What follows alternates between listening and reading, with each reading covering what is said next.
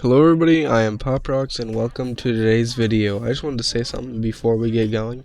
I want you to like, comment, and subscribe if you do enjoy the video, and even if you don't, please comment and tell me what you didn't like so I can improve in the future.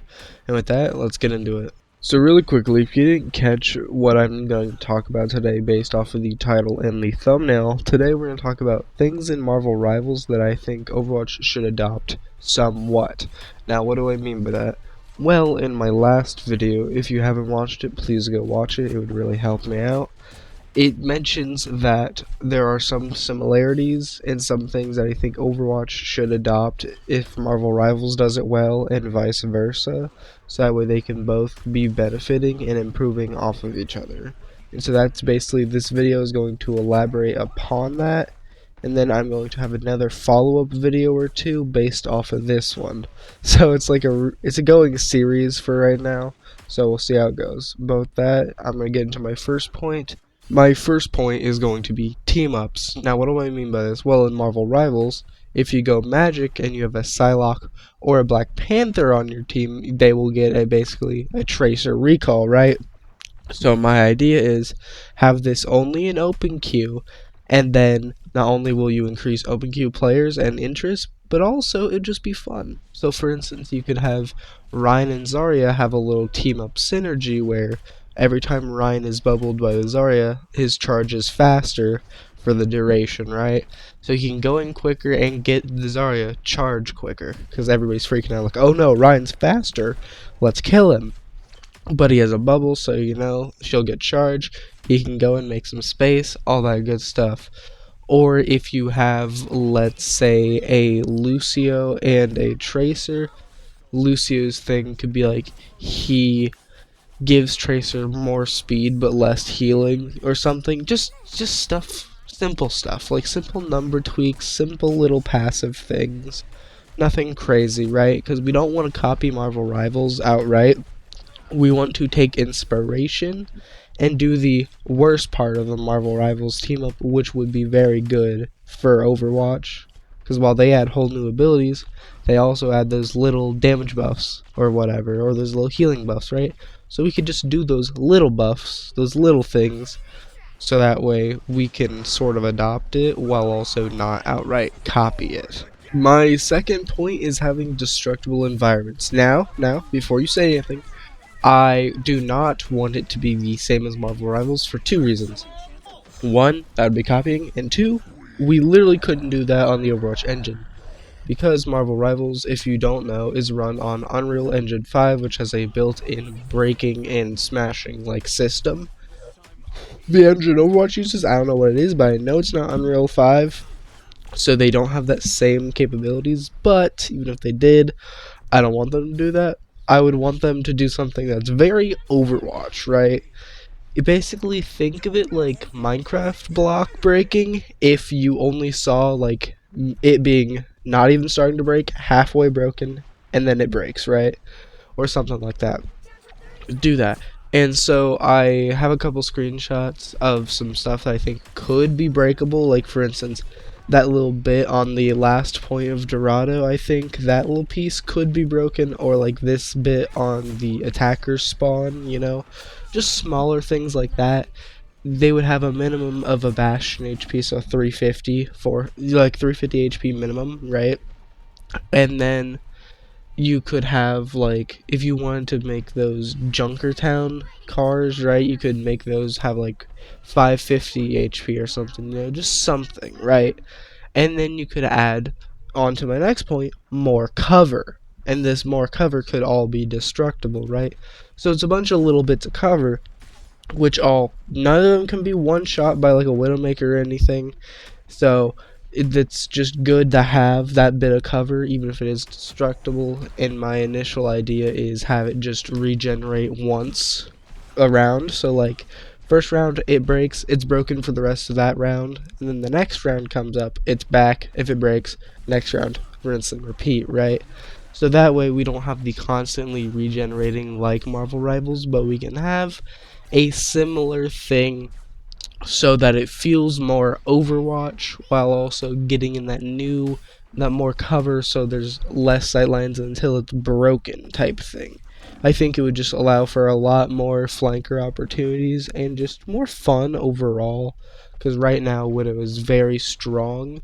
Sombra is not as strong as she used to be, so it's very good for that initial Widow counter. So instead, we could overall just have the maps be less Widow friendly until they're broken, in which case Widow will go back to her regular power level.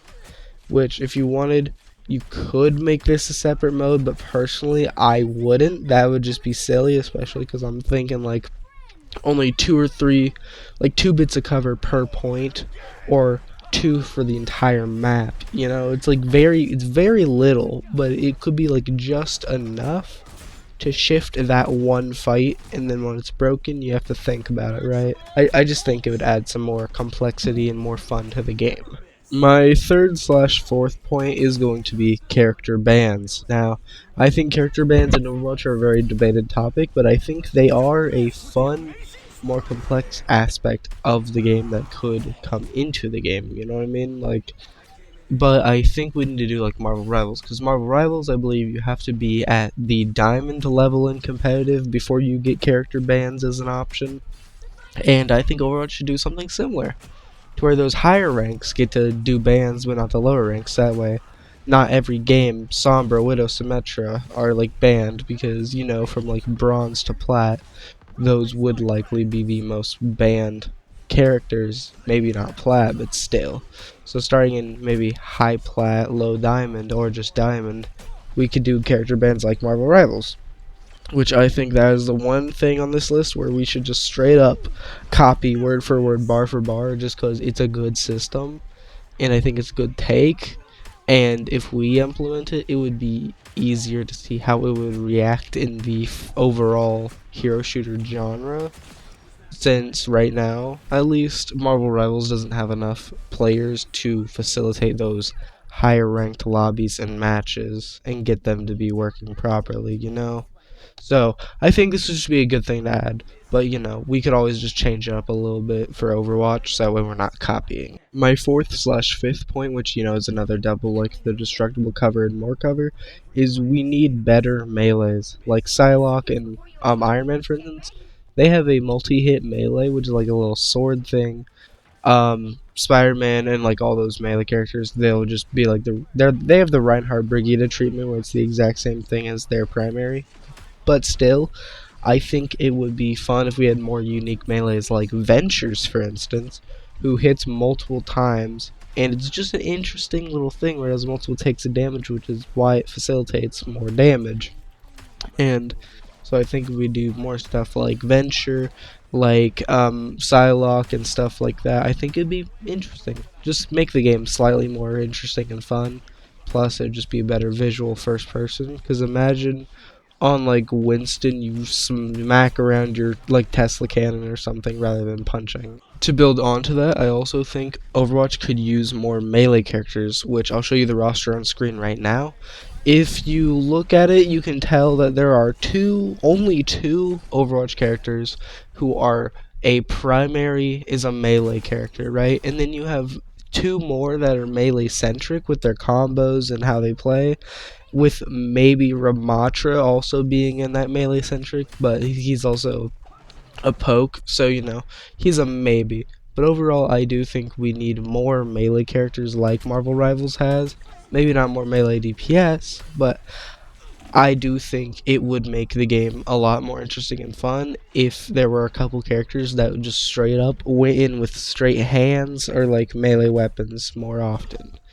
I think it would just make the game more interesting, more fun, and it would also allow for these characters to exist if we also do that more cover option, even if it's not destructible cover, you know? So I think this would just be something that if we do with one of these other changes, like the cover, it would be more possible and more friendly to these longer sightlines, since, you know, right now a lot of long sightlines are very dominated by Ashe, Widow, Hanzo, Kree, you know, all of them. So if we get more melee characters and we open up more flank routes or more cover for flank routes, I just think it would make the game more fun, more dynamic, more fast paced rather than these long poke battles, you know? So that's my take on it. Let me know what you think, and this is going to be the end of the video. So remember, like, comment, subscribe, and I'll see you in the next one. Bye bye.